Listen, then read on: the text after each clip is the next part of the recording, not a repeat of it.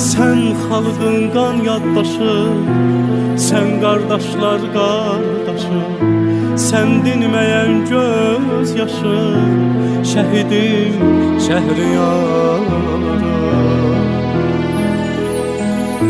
Vətən dərdiydi dərdin, qərarından dönmədin. Vətən üçün can verdin, şəhidim Şəhriyarım.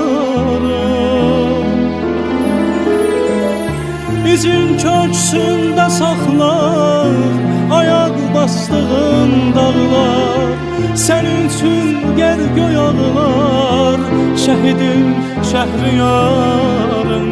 Sənin üçün yer göy ağlar, şəhidim Şəhriyarım.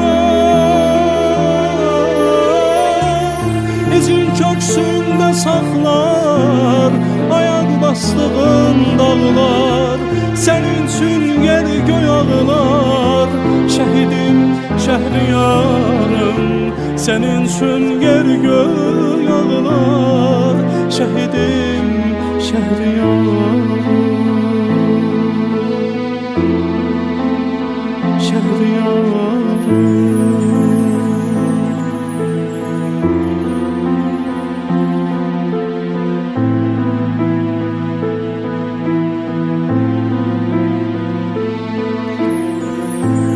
Düşməndən qisas aldım, şəhadətə ucaldım.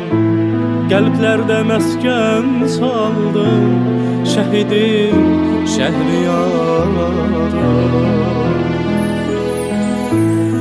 Axır arzuna çatdım, Qarabağa yol açdım. Zirvəyə bayraq sancdım, şəhidim Şəhriyarım. İzin köksündə saxlar, ayaq bastığın dağlar.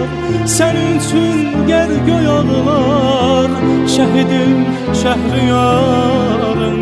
Sənin üçün yer göy ağlar, şəhidim Şəhriyarım. İzin köksündə saxlar, ayaq bastığın dağlar. Sənin üçün yer göy ağlar, şəhidim